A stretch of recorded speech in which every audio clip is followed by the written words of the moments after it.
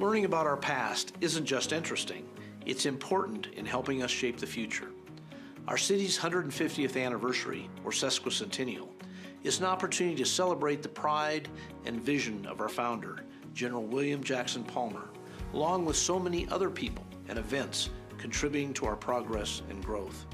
This UCCS lecture series illuminates the role the university has played in our community's history and how it will continue to shape Colorado Springs for generations to come.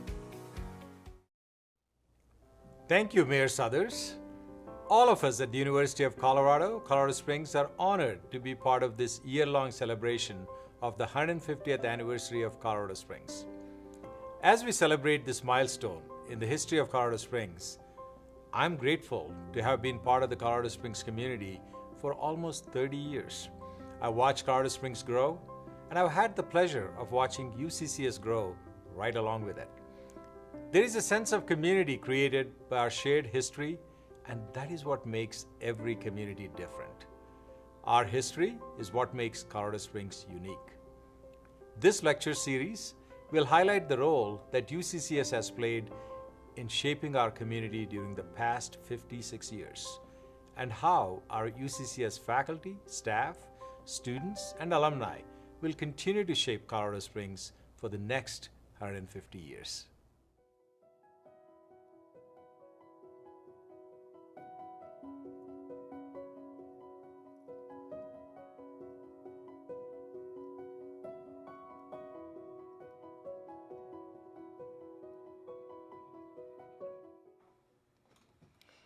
Welcome to our program on UCCS and Colorado Springs Growing Up Together.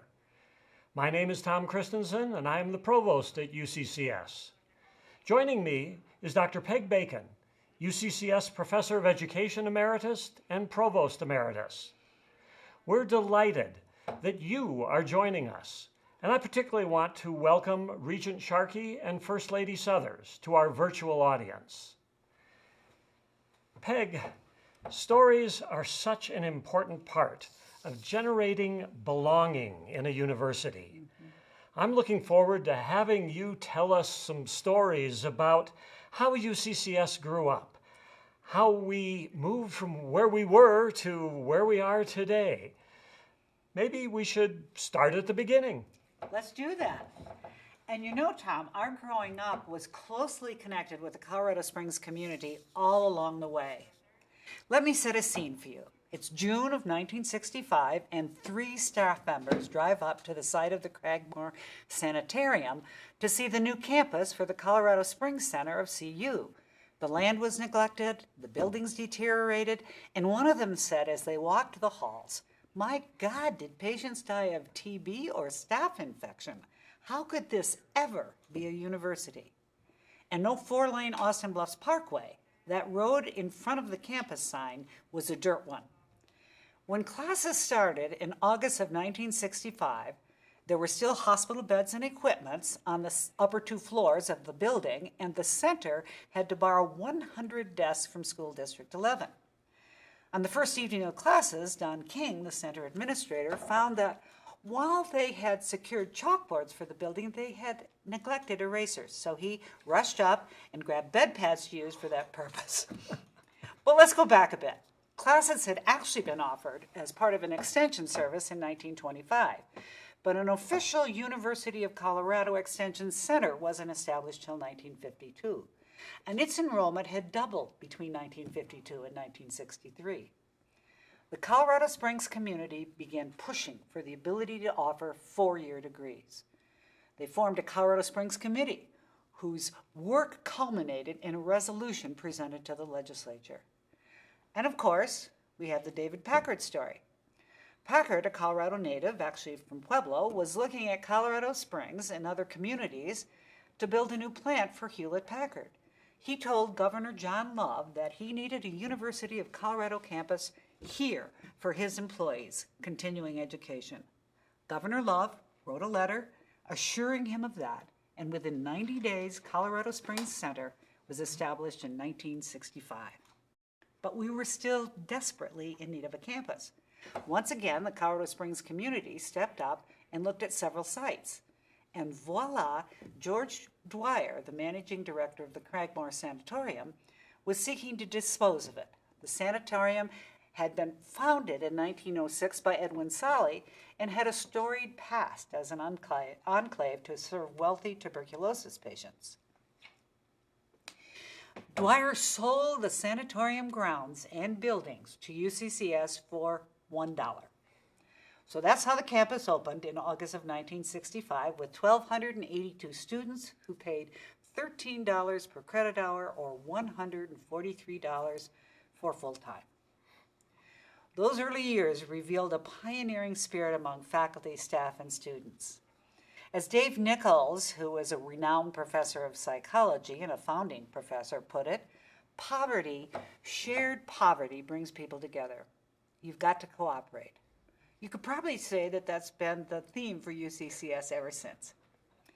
It took a special kind of faculty member to make the decision to come to such a place, and some of them chose not to stay. But those who did often shared Professor James Busey's view of that era. Somehow we had something different, something unique in university life, a great mix of idealistic young people and experienced older ones, almost a family devoted to learning and understanding. As one student in his first semester political science class with Busey remembered, he exhorted the students to recognize the fact that this was a very momentous occasion they were a part of, and they might never have such a glorious opportunity again. That is, to be in on the opening of a new school.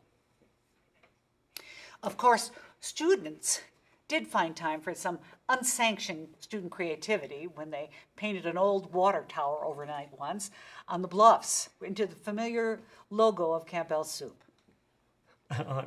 I'm glad to hear that students were still students back then, too. Exactly. So it would be interesting now to hear, how did this new campus go about establishing its identity and its legitimacy as we go on into the 1970s? That's right, Tom. After the initial excitement of establishing a campus, we had to figure out, who are we and what do we hope to become? We had some difficulty even deciding on a name. People continued to call us Cragmor, and some students referred to us as TBU in reference to our history with tuberculosis. After much wrangling with various letter combinations, Vice President Larry Silverman, in his first assembly, announced that the Colorado Springs Center would be henceforth called University of Colorado Springs, UCCS. But now the push was on to be a four-year university. The community definitely had that expectation. However, we had to go through a few hoops to get authorization. The state constitution established the University of Colorado Boulder, but what about campuses at other locations? And the Colorado Commission on Higher Education, CCHE, which oversees higher education in the state, was not supportive of the move, saying that CU had turned the extension centers into de facto universities and the state didn't need any more universities. Maybe Colorado Springs could establish a state college rather than a university. Well, this was like raising a red flag to the community. Once again, business and community leaders went to work generating support for the Colorado Springs Center. They recommended continued affiliation with CU. The student center needed autonomy, not severance from Boulder, although over the years there were some faculty who pushed for secession. A fervent letter-writing campaign to the regents, the governor, and the legislature was organized by the Chamber of Commerce. As a result, in March of 1971, CCHE received 15,000 statements collected from the community, and they passed a resolution stating that the institution located at Cragmor has to be established as a first-class undergraduate institution with such selected master's degree programs as the CCHE may approve from time to time. But what about governance and that pesky statement in the Constitution? By May of 1972, there was an agreement on an amendment to appear on the November ballot, designating Colorado Springs campus and two other centers as distinct campuses of the University of Colorado. Regents gave their unanimous approval, and Amendment 4 to the Colorado State Constitution passed in November of 1972. 52% in favor to 48% opposed. But the community campaign in El Paso County resulted in 67% voting in favor and 33% opposed. Now that we were legitimate with the state, we needed to achieve legitimacy with our accrediting agency, the North Central Association, NCA. However, in its first visit to the campus, the NCA criticized us for not having a separate vice president for the center and characterized the faculty as an uncoordinated array of individuals with little sense of community. The most damning critique was reserved for the facilities, including the library, which they said had inadequate space and a small collection. The campus was put on probation and the NCA was to return in 2 years. Upon returning, they were much impressed with the progress that had been made. They removed probation and granted full and unconditional accreditation. But while we were now fully authorized, we still had not established our own identity. We still did not have a chancellor, the curriculum still needed to be aligned with Boulder's, and the faculty needed to be approved by Boulder, not only for hiring, but also for tenure and promotion. For the next 10 years, the campus would feel like a poor stepchild and have an us versus them mentality. The primary issue was funding, but the campus also needed to upgrade the facilities and add new buildings to accommodate the growing enrollment. The ties to the community that had been established so strongly during the fight for existence had not been nurtured and enhanced.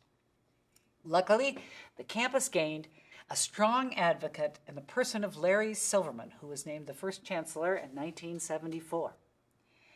He established an education for the community motto. He took the UCCS message to the community and became the darling of the local press and businesses. He constantly extolled UCCS virtues and exhorted the community to put pressure on the regions and the legislature to provide more funding.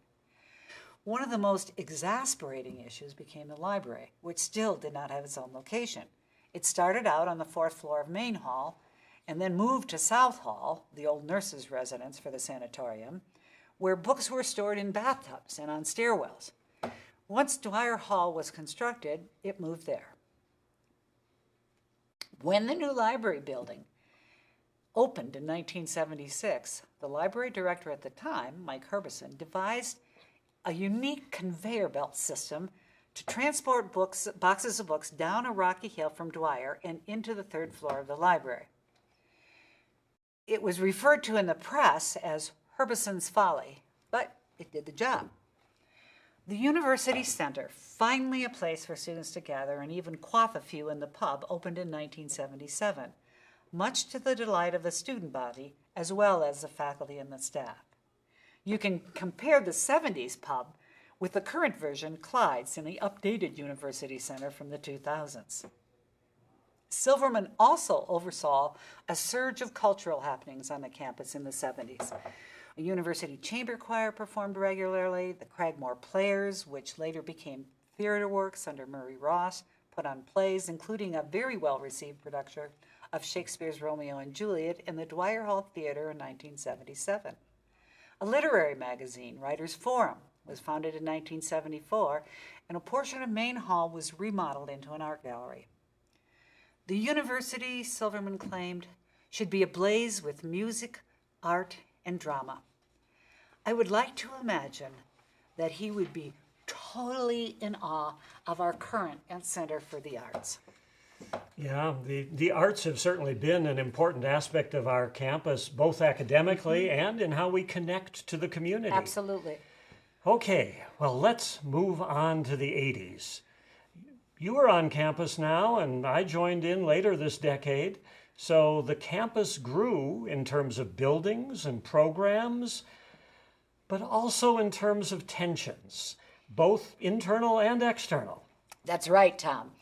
Let's start with those tensions. We had a constant struggle with the CU system office, which was still housed at Boulder, over resource allocation and autonomy, and there was a direct conflict with the legislature about funding and its desire to limit higher education in the state, and also with the CCHE about our role and mission, in particular with regards to graduate education. In order to meet the needs of the Colorado Springs community, UCCS was planning to expand its graduate education. Some of the internal tensions revolved around balancing the institution's twin missions of technological areas of study and the liberal arts, as well as between research and teaching. Colorado Springs was growing rapidly too and was working hard to attract technology companies to the area. The community was instrumental both in securing the funds for the engineering building as well as supporting the PhD in engineering.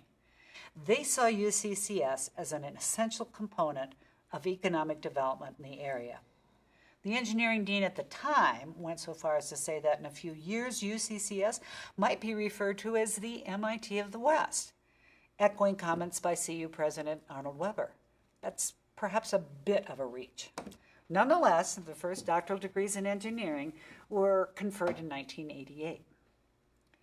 And there were continuing predictions about enrollment growth. Most were overly ambitious. Note Larry Silverman's about having 10,000 students in by 1975. However, the campus enrollment in 1975 was 3,300, growing only to 5,600 by 1985 and 5,900 in 1995.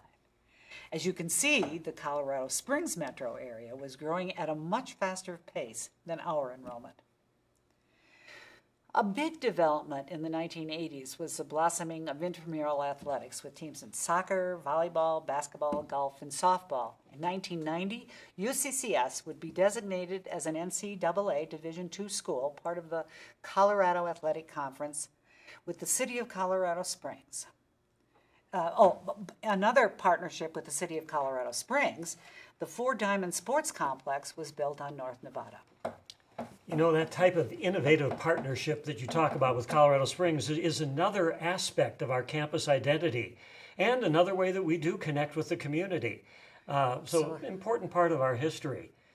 But I think we're now ready for the 1990s, and that's when it's time to celebrate our 25th anniversary. That's right, Tom, and we did it in style. Professor Doug McKay wrote a history of the campus, a poster was commissioned, and a convocation was held with all the former chancellors present.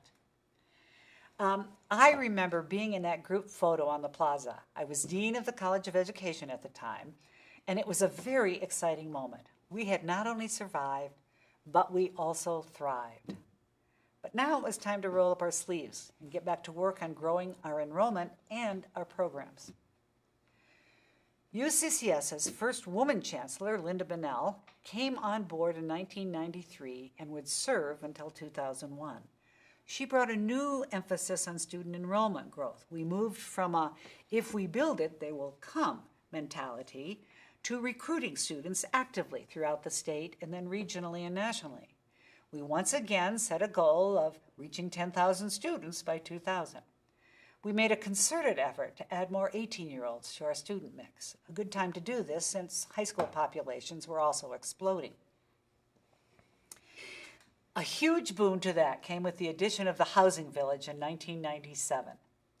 And to help accommodate all those new students and classes, Columbine Hall, a classroom and faculty office building, was added that same year. By 1998, even the Denver Post recognized us with a front-page article called School on the Move. No campus has seen a makeover like CU Colorado Springs. It's the cover girl of the Colorado campuses. And signaling a new term in our relationship with the system, President John Buechner, who came aboard in 1995, called UCCS a transformative campus. No one envisioned what the campus would look like today. The 90s also saw a number of developments on the academic side. Primary among those was the merger of the Bethel School of Nursing after a voter referendum overwhelmingly approved of the partnership in 1997. Another example of how the Colorado Springs community continued to support the campus. The school became the Bethel College of Nursing and Health Sciences, later renamed for Helen and Arthur E. Johnson, and added degrees in both those areas to UCCS. The campus also continued its growth in graduate programs, adding degrees in engineering and psychology. The newly renewed relationship with the community, along with a more robust focus on fundraising, resulted in some important land donations, including that of the Bennett property. A substantial gift from the El Pomar Foundation allowed for an expansion and renovation of the Cragmor Family Library, now housed in the El Pomar Center, with an iconic bell tower added later. The library now boasted not only state-of-the-art technology, but also spectacular views of the Front Range. Those views are definitely a perk about being part of the Colorado Springs community. Yes. So it seems to me we are now ready to come at last to the exploding growth that we have experienced here in the 21st century. It's amazing, just amazing. And the Colorado Springs community really stepped up to the plate for that explosion. In May 2013 column in the Colorado Springs Independent, Ralph Routone asserted that UCCS is the best thing Colorado Springs has going for it now. Almost anyone who hears about UCCS and its accelerating developments can't help but be impressed. This is a far cry from the early years of being Cragmor, located on the outskirts of the city. The campus had moved from trying to establish an identity to being a major force in creating the identity of Colorado Springs. Many on campus and in the community attribute this 21st century boom to the visionary and energetic leadership of Pam Shockley-Zalabek, who became chancellor in 2001. The campus enrollment has grown exponentially, finally reaching that 10,000 student mark in 2013. Of course, the Colorado Springs metropolitan area has also been growing at a robust rate and now has a population of almost 700,000. UCCS now boasts an enrollment of 12,000 students, and they represent a very diverse population. 29% are first generation, 34% are minority students, 30% are low income, and nearly 20% have a military affiliation. Realizing that it is the only research institution in the southern half of Colorado, UCCS has made a concerted effort to recruit from this area and to work on partnerships to better prepare students and families for higher education. UCCS has had a very successful pre-collegiate program in the Colorado Springs area for many years and has expanded that model to southern Colorado, partnering with the community colleges there. Record numbers of new first-year students each year meant that by 2012, the campus had run out of housing and needed to plan for another addition to the residence halls. The village at Alpine would open in 2015. Academic programs also grew rapidly. We now have 53 bachelor's, 24 master's, and 8 doctoral degrees. The long journey to a PhD in psychology culminated in 2002, and that program, with its emphasis on gerontology, has achieved national status. Centers and institutes began to play an increasingly important role in research and community connections.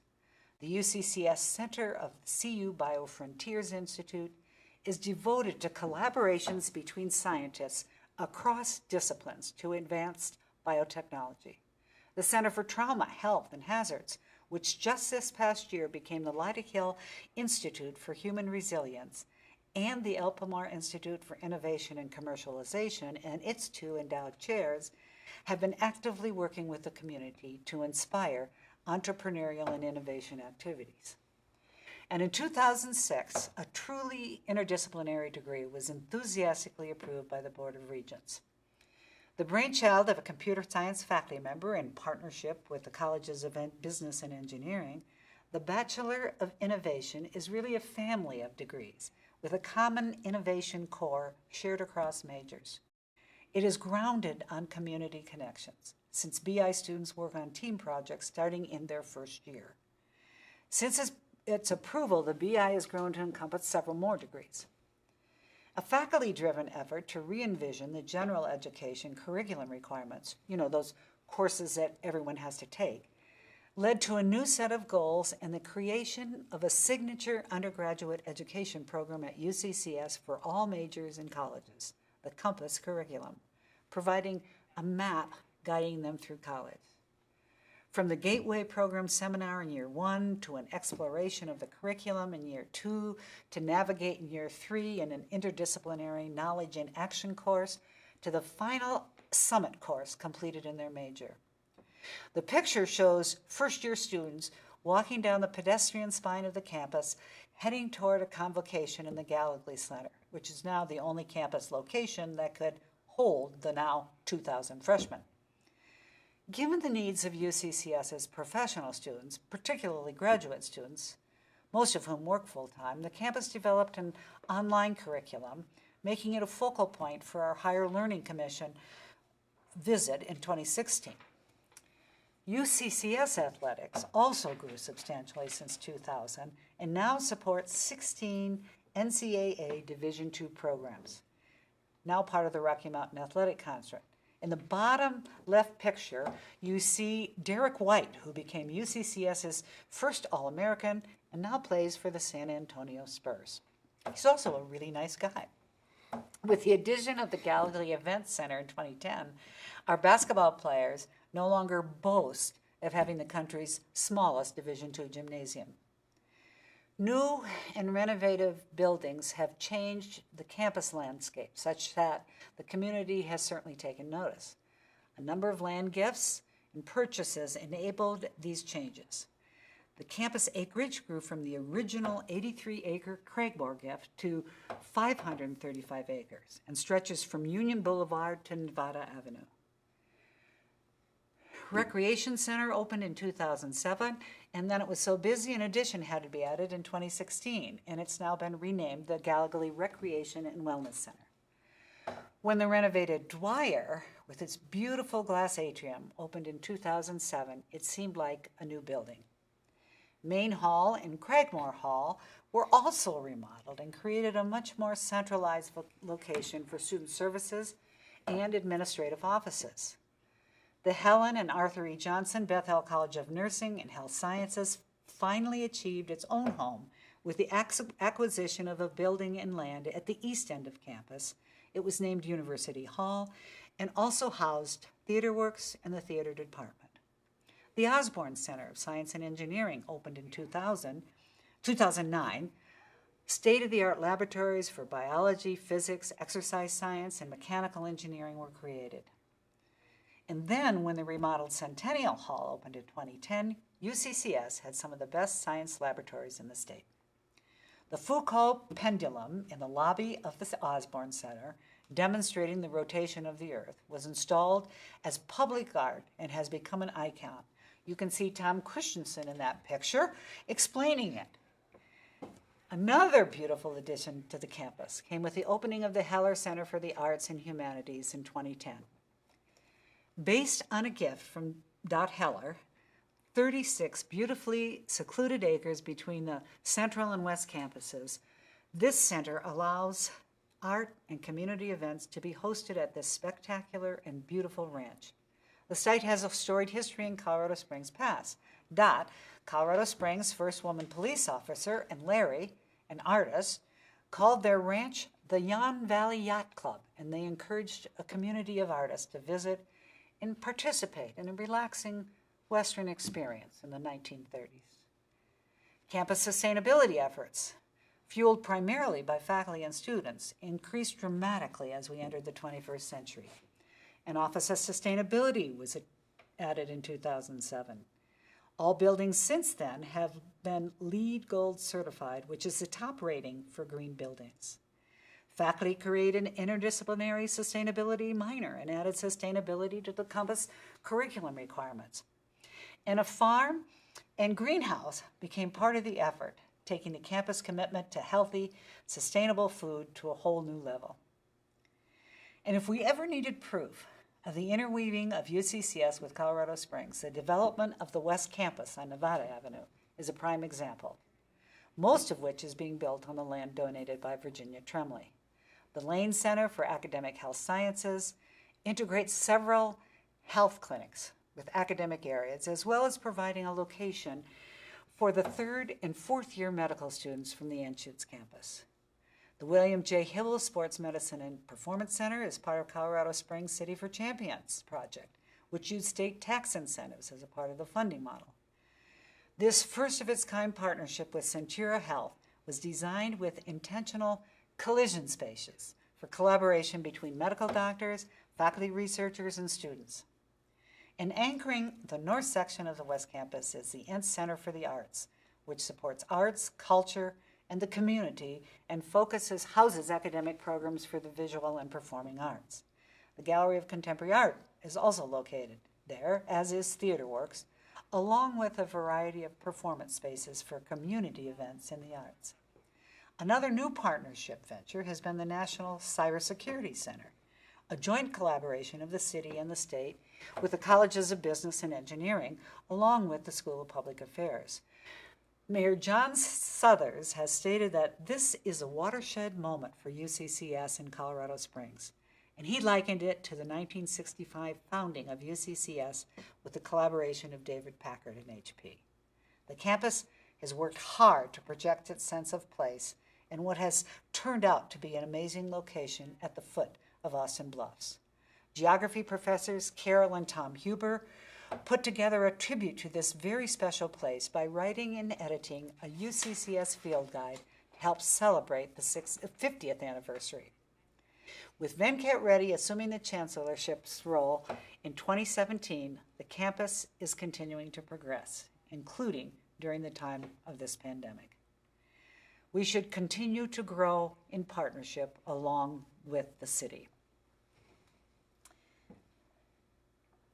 The resources that I used that were helpful to me, and just in case you want to dig further, Mary Rupp is an archives librarian at the Cragmor Family Library, wealth of information and source of those archives photo. Doug McKay's book and the Discovering Place Field Guide are both available in the library.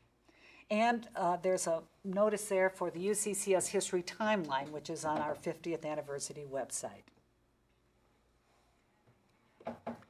Very good. Well, thank you so much, Peg, for sharing these stories with us. They remind us that we are part of both a history but also a future of UCCS.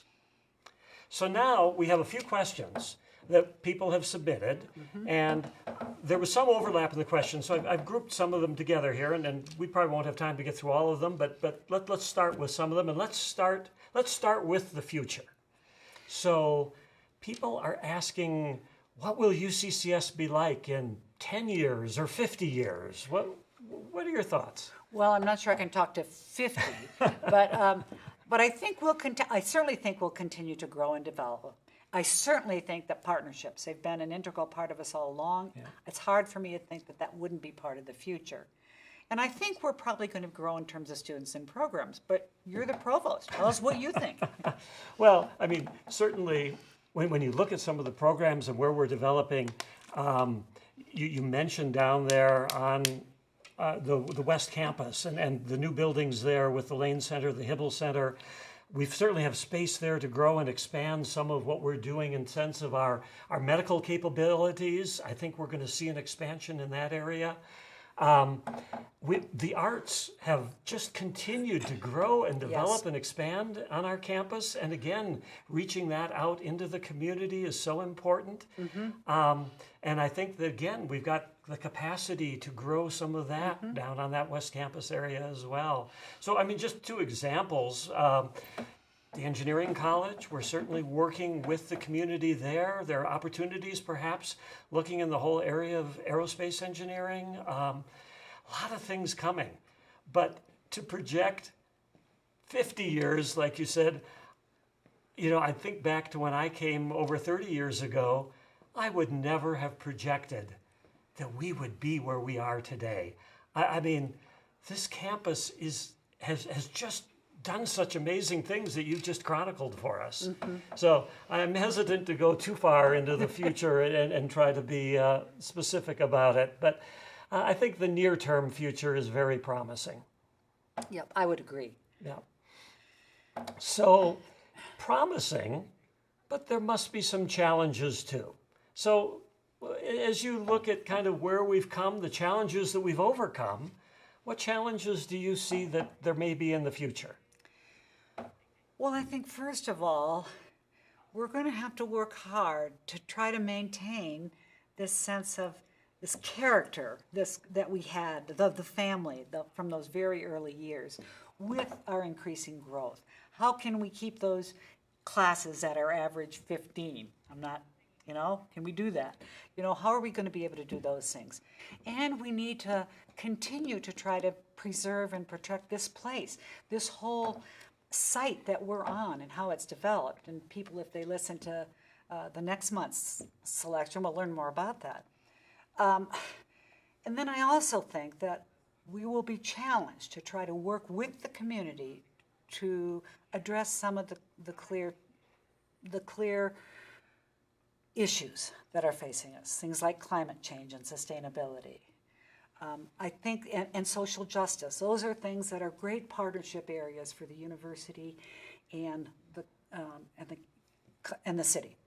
You know, I think about the early, at least my early days on the campus, and I was always impressed that, you know, even when I became a dean, I would call a person, not an office, that we had this community on the campus where we did know one another. And I mean, some of the people I'd call were former students of mine and now working in these offices. And I do worry that we have grown so much that I think we've still got that, but we're right on the cusp here. And I do worry about whether we'll be able to keep that culture going, because it has been such an important part of this campus.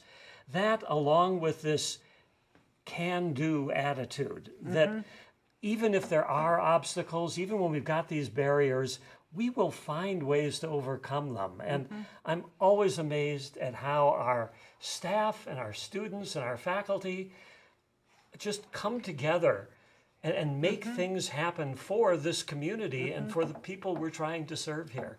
It is a part of who UCCS has been. And as we look at it, even the challenges, I still feel good that we will overcome these challenges and incorporate them into who we are. Including this current pandemic. I'll have to say, I retired in 2012, and believe me, Tom, I'm glad you're provost now and not me.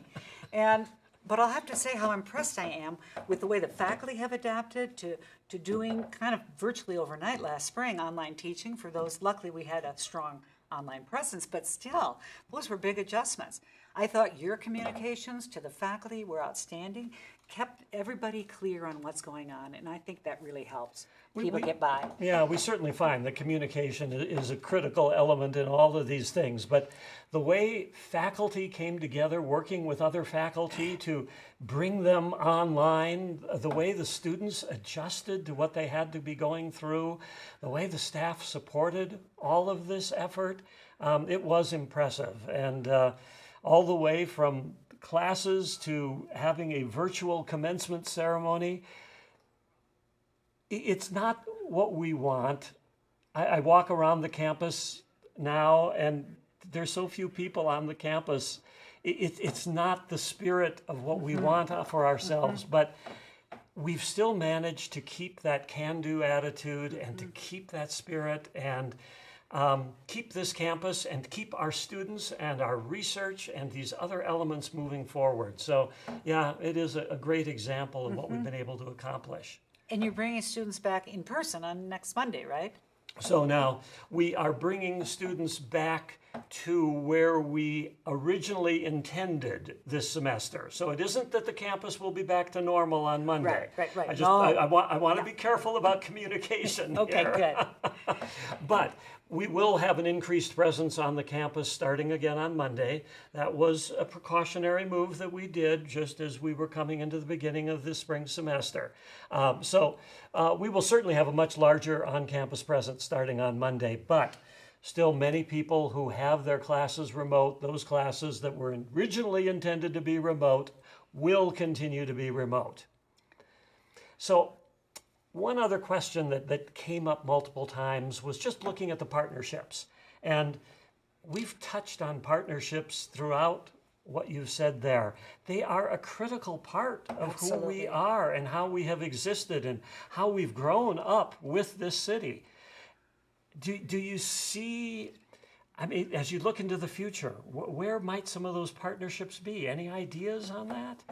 Well, I think I mentioned the whole cybersecurity. That whole area is becoming so vital and so important, as we've certainly seen over the past year and past several years. And so I think That's going to continue. And so this partnership with the Cybersecurity Center, I know we're strengthening that within our engineering school, the cybersecurity major, I think, or within the computer science.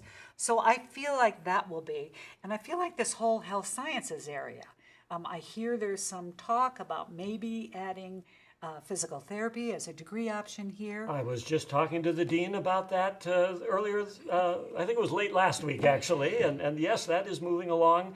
Interestingly enough, in a collaboration where we're working a little bit with the Anschutz campus, and we'll see how that collaboration develops. But another place that we can take advantage of the fact that we are still part, and have been since we were founded, part of the CU system.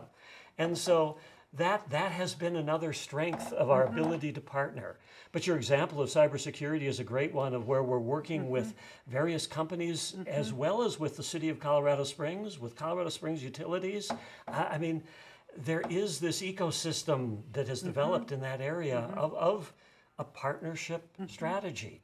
So another great example of where those partnerships are. And it's hard to say, again, where the new partnerships will be, but partnerships have been such an important part of what we do that I have no doubt that they will continue to be an important part of this campus as we continue to grow with the city of Colorado Springs. Right, like we're still developing, I forgot to mention earlier about the downtown. The downtown is amazingly revitalized, and we have a downtown center down, and we have the Goga 121, the downtown art gallery. So kind of an interesting bookend that we actually started with a downtown facility many years ago, and now we have a downtown presence again. Yep. So maybe that's a good way to kind of close our discussion here today. Peg, thank you so much for sharing these stories with us, and thank all of you for joining us and participating in this first lecture of a series. So next month's lecture, Chasing the Cure, the Archaeology of Cragmor Tuberculous Sanatorium, will be held virtually on Thursday evening, March 18th. We hope you can attend. Please visit www.uccs.edu/150th to find out more information and to register for this next in our series of lectures as we continue to celebrate 150 years of Colorado Springs. And I believe we have a video clip from our campus 50th anniversary to wrap things up.